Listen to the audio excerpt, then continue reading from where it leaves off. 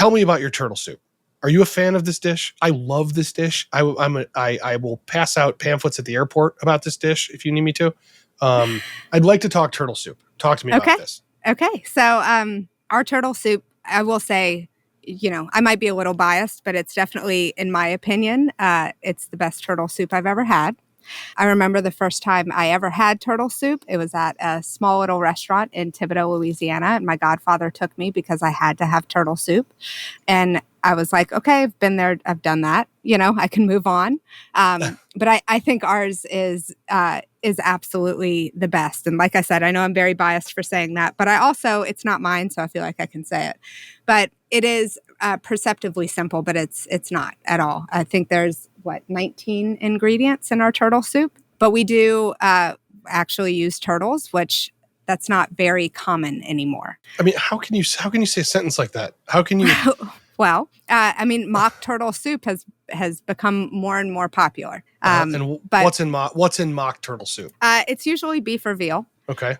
All right. But we do use veal stock in our turtle soup, and we use a little bit of veal meat, but we use real turtles. We don't use turtles from Louisiana because that's not okay anymore. I think that ended, long time ago, that we stopped using them.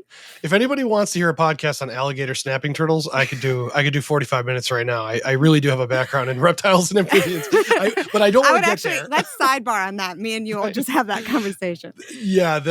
Anyways, you guys ate a lot of them. We'll just say that. Yeah. But we stopped a long time ago. But our turtles are farm raised and they come from the Northeast.